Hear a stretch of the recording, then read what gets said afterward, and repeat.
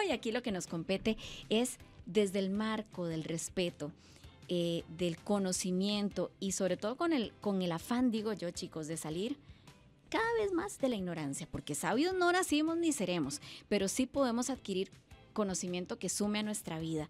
Y hoy queremos hablar sobre este tema de opinar distinto. ¿Será de verdad un nuevo delito a nivel social? Y es que nos han disfrazado esa libertad de expresión en redes sociales, por ejemplo, con el hecho de que son mis redes, yo puedo hablar de Nati lo que yo quiera y cuando yo quiera y en el tono que yo quiera. Y sin pruebas. Pero, exacto, pero si usted no opina igual a la masa, vienen ya acciones de cancelación, te queman, te funan, como dicen los jóvenes. ¿Qué vamos a hacer al respecto? ¿Qué estamos haciendo cada uno de nosotros como sociedad? Bueno, por eso tenemos con nosotros a Sergio Lechado. Él es programador neurolingüístico y le recibimos con este aplauso aquí en Las Sazones. Sergio, ¿cómo estás? Muy agradecido de estar acá y honrado de estar con ustedes, que de paso les digo, siempre tienen una energía muy bonita, entonces lo que se predica en el micrófono se cumple fuera también. Muy bien, Ay, sí me muchas gusta. gracias. Muchas gracias.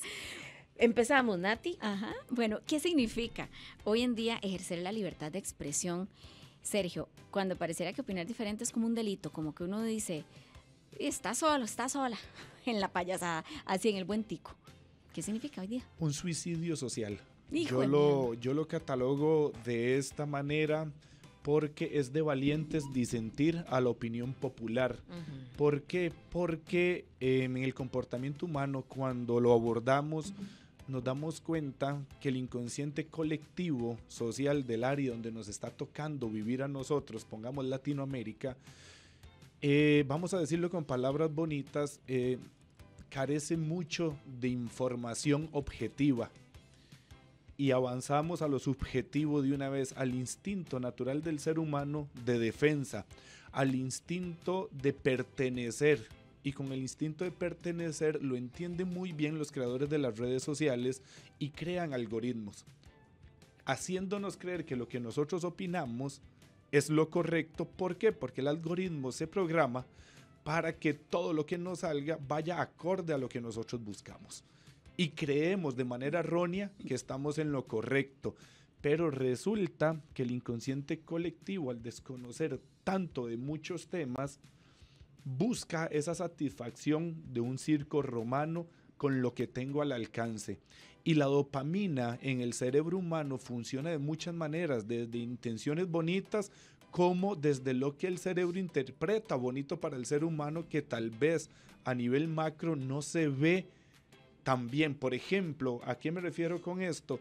La dopamina se puede generar con un abrazo y eso es bonito a la percepción de todos, pero también se puede generar linchando con un juzgamiento rápido a las demás personas porque estoy perteneciendo y estoy agrediendo de cualquier forma al supuesto infractor, a esa persona que hoy decidió pensar diferente, y eso nos genera dopamina, pero no es bonito.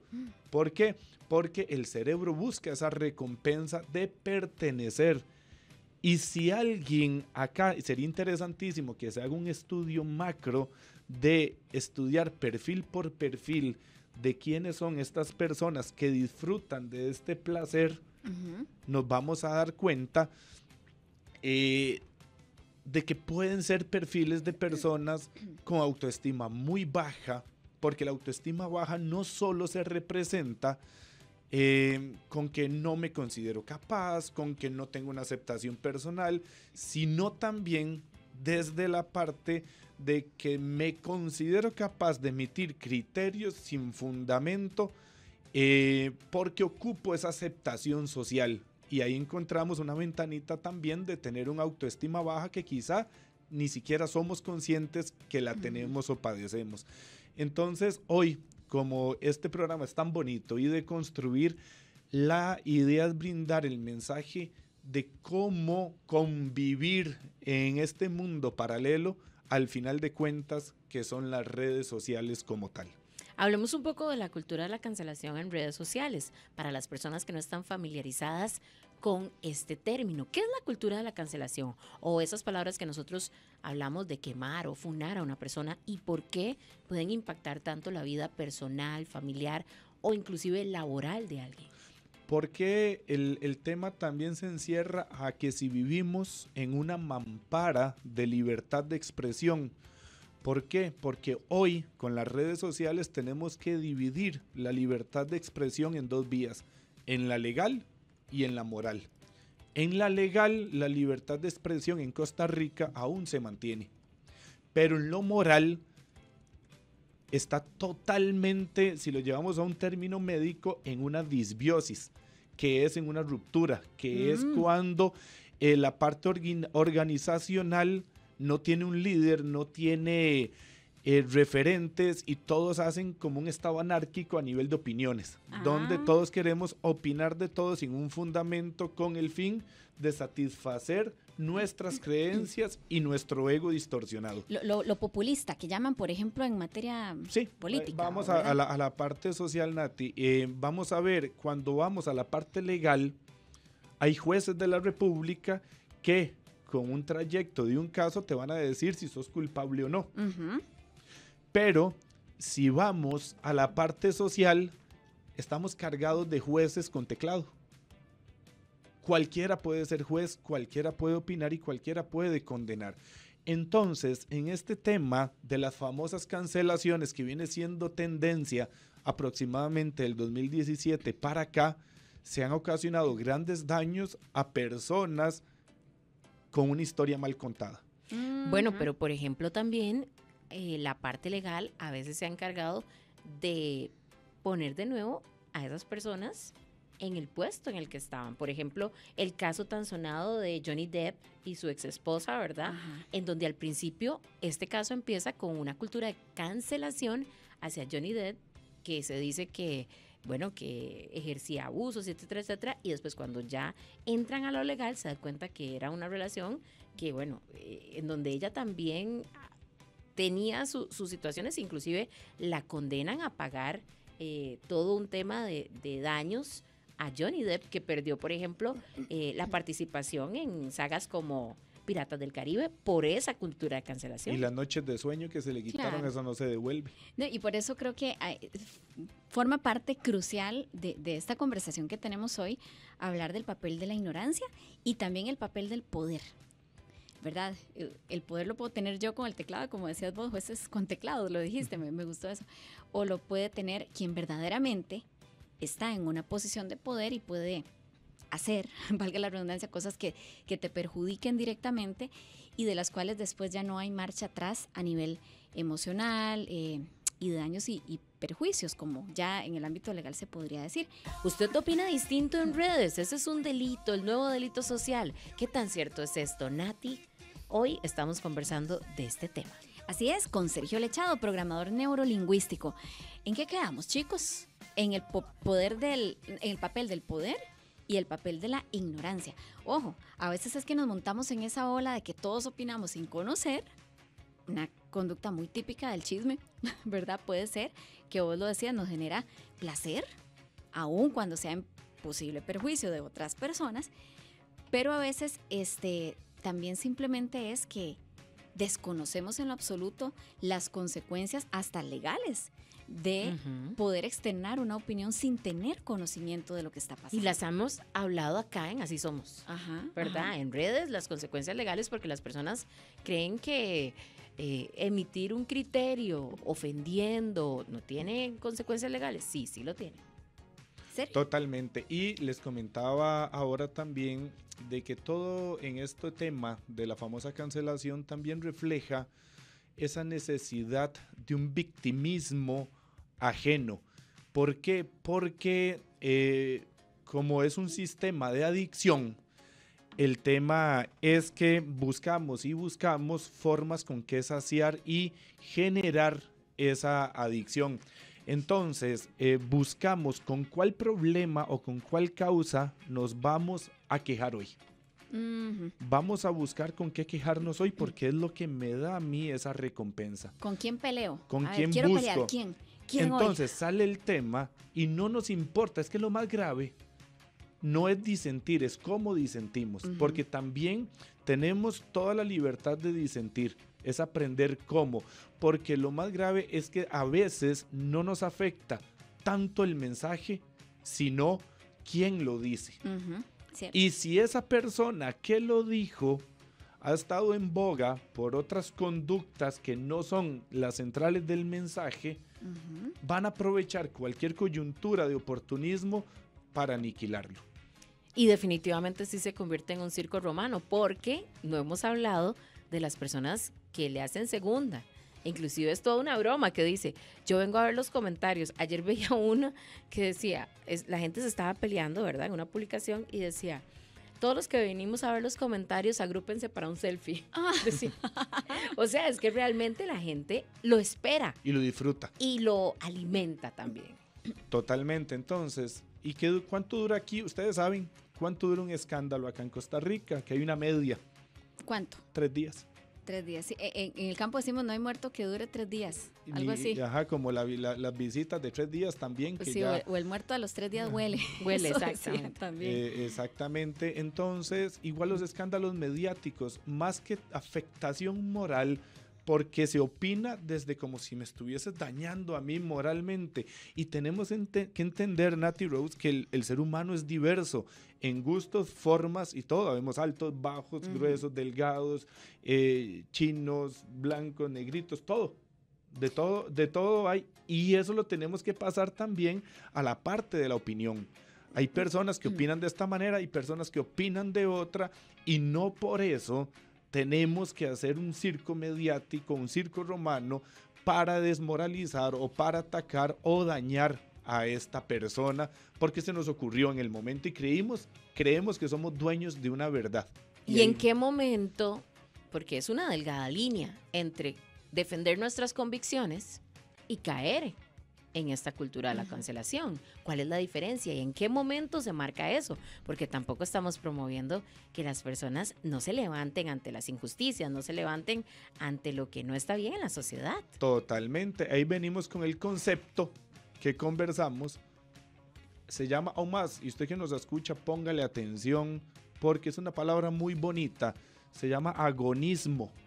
¿Qué es eso? Que no es que alguien esté agonizando, suena similar, pero no. El agonismo es la forma de conversar con alguien que piensa distinto a nosotros, con un norte constructivista, con un norte de aprender y entender que la posición de mi oponente y no de mi enemiga, que es muy importante en la parte del lenguaje, no es mi enemigo, es mi oponente, puede también darme un valor a lo que yo tengo y ambas opiniones construir. Entonces, el agonismo es la capacidad que puede adquirir y aprender un ser humano para afrontar temas con los que no está de acuerdo sin necesidad de desmeritar a la persona, porque eso es muy importante lo que recalcaba Rose. No es que vamos a callarnos ante algo que no nos guste, es saber cómo expresarlo sin ir con la intención de destrozar a la persona. Y decir, no me gusta esto, por esto, esto y esto, pero no por eso decir que esa persona merece el circo romano y descuartizarla en redes sociales. Ya no existe la famosa hoguera, de quémenlo en la hoguera, pero de ahí lo quemamos en redes, lo funamos, como decíamos. Pero, Sergio, ¿cómo podemos hacer para cultivar entonces esa criticidad que deberíamos de tener todos y seguir atreviéndonos a pensar y opinar diferente, pero también bajándole 2 rayitas a esa capacidad reactiva que tiene la gente, que están tranquilos como una bomba? Muy fácil, con un programa como este. Yo sé que hoy muchas personas van a entender de que vivimos en una diversidad y una diversidad de opiniones, y que por nuestra salud mental tenemos que aprender a filtrar y gestionar. Y la segunda es aprender de salud mental, porque cuando aprendemos de salud mental, intrínsecamente también vamos a entender de quién viene el mensaje, cómo viene y cuál es su realidad para emitir ese criterio. Porque también, Nati, la realidad económica tuya puede ser muy diferente a la mía, la realidad de tu entorno familiar puede ser muy diferente al mío, Y así con cada persona, y entender que Nati está emitiendo un criterio desde su realidad que no necesariamente es la mía, y hacer como ese ejercicio donde yo puedo entonces decir, no, Nati, a los hijos no se les educa de esta y esta manera por esto, esto y esto, pero sin decir, sos la mamá más mala del mundo, ¿cómo se te ocurre hacer esto? Bla, bla, bla. No, tengo derecho a opinar diferente, pero desde la parte de la construcción, y esto es algo que me gustaría invitarle a las personas, de entender de que hay una cultura distinta a nivel de opiniones, que podemos disentir, pero ¿cómo disentir? Con respeto. Pero, por ejemplo, en eso que acabas de decir, a los hijos, partiendo de este ejemplo, no, Nati, a los hijos no se les educa así, y el 90% de los comentarios son personas que tal vez no tienen hijos. Entonces, ¿cómo funciona eso? O sea, es como a veces siento que, y esa es mi opinión personal, a veces siento que también caemos en una cultura, yo no sé si ustedes recuerdan el cuento del traje del emperador.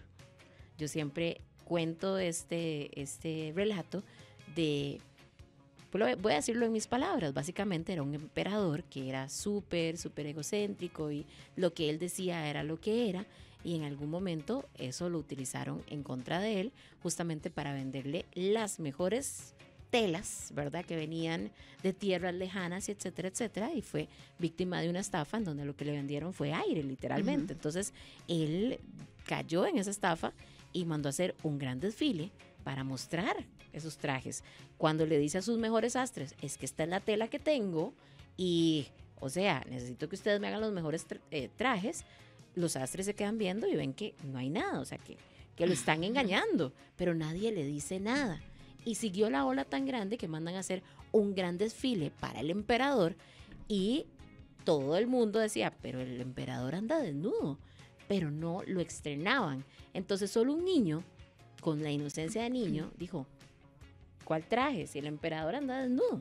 Entonces esa fue la gran moraleja de la historia, que al final muchas veces nos sumamos en esa cultura colectiva de ir con la corriente y no ser ese niño que dice, un momento, o sea, esto no está bien. Totalmente, y eso es muy, muy, muy importante, pero desde la información. ¿Por qué? Porque el niño en tu reflexión vio que no había nada. No había nada. ¿Y por qué y viene lo más grave, muchas personas vieron que no había nada, pero decidieron callarse. Y generan todavía ese inconsciente colectivo dañino para la sociedad. Entonces, el mensaje más fuerte y más claro es, tenemos el derecho a disentir, pero con responsabilidad y desde la información, porque no por el hecho de que no seamos figuras públicas como la gran mayoría, porque yo creo que el 99.8% de la población no es figura pública, al menos en nuestro país. Tenemos que aprender que también tenemos una responsabilidad, que también a la hora que emitimos un criterio tenemos responsabilidad, y yo se lo digo mucho a las personas cuando ponen en redes sociales que tal persona no me pagó, bla, bla, bla, bla, bla, y ponen la fotota y usted lo abordaron en algún programa. No lo hagan, que si alguien lo asesora, usted es la que se va con un problema muy grande. Entonces, siempre es ese equilibrio. En salud mental siempre abordamos todo desde el equilibrio. Tenemos derecho a disentir y hacernos preguntas. ¿Es necesario en este momento hacerlo? ¿En qué nos beneficia hacerlo? ¿O solo vamos a participar? Porque también hay gente que le encanta ir en contra para generar reacciones y pelear. Eso te quería preguntar. ¿Por qué nos sentimos obligados a opinar? Me voy a incluir, no me pasa, pero está sucediendo. ¿Hay una necesidad, casi obligatoriedad a opinar? ¿Por qué? A veces digo, y lo digo en el buen sentido o con buenas intenciones, libertad de expresión tenemos, y si queremos opinar podemos hacerlo. Pero hay temas en los que uno dice, pero ¿usted qué pitos toca aquí? Aquí no, usted no tiene vela en este entierro. ¿Por qué está opinando usted esto sin nada que ver? ¿Verdad? O sea, ¿por qué hay una presión por opinar? Por superficialidad y dopamina y ego. Vamos al ejemplo del muchacho del tema de los hoteles, que se denomina Juan va caminando.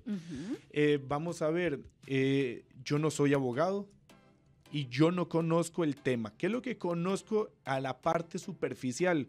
Que es un muchacho con la bandera de estar protegiendo algo que él cree correcto. Y vemos del otro lado la parte legal de la cadena empresarial de defender lo que ellos creen correcto. Pero, ¿qué viene siendo lo correcto de nosotros que estamos en la gradería popular viendo el espectáculo? No opinar desde la desinformación. Pero al ser humano nos da pereza informarnos. Nos dice, no, yo no me voy a informar, porque para opinar de un tema se necesita estar informado. Entonces, bueno, ¿qué es lo que está haciendo el muchacho y bajo qué acuerdos legales se basa él? Analizarlo nosotros. ¿Y qué es lo que está haciendo el grupo empresarial? ¿Por qué están actuando de esta y esta manera legal? Para entender por cuál camino ir. Pero ¿qué es la bandera que nos ponen? Vamos contra la parte capitalista que nos invade las zonas verdes. La otra parte, estamos todo lo correcto y nos están difamando y vamos a hacer esta y esta acción legal. Cada uno desde su realidad está actuando bajo lo que cree que es correcto. El deber de nosotros para opinar es informarnos. Y hay referentes objetivos, la ley.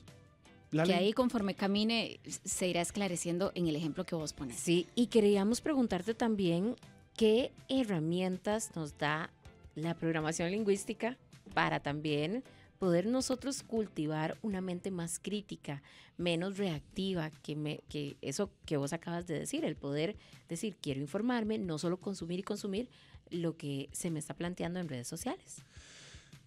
Yo vuelvo, insisto siempre es que esta herramienta para mí, al final de cuentas, es la base de todo, que es aprender sobre la gestión correcta de las emociones.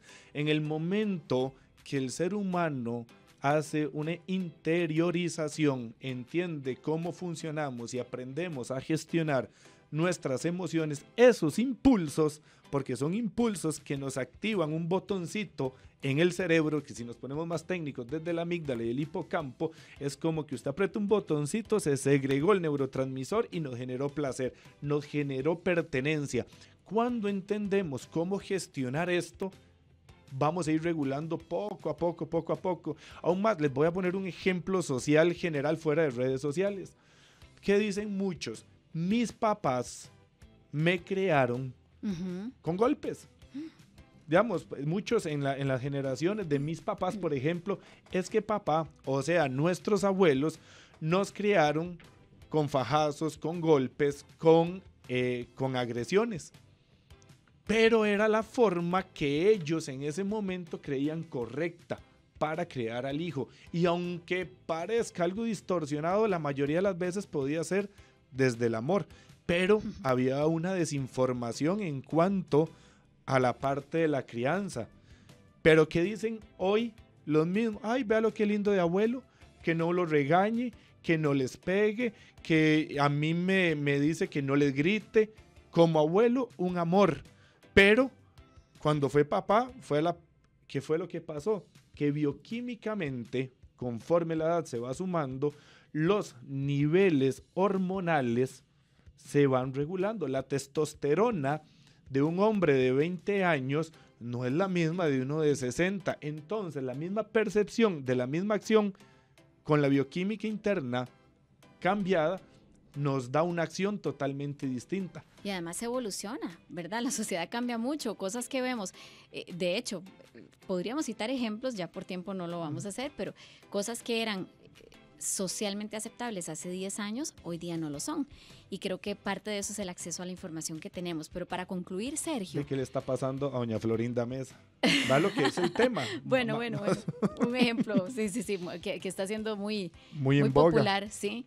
Pero ya a manera de conclusión, hoy planteamos al inicio del programa y gracias a las personas que han participado con nosotros, reflexionar acerca de opinar distinto, si es un nuevo delito social, sí o no, cómo hacerlo de manera responsable. Un cierre para despedirnos.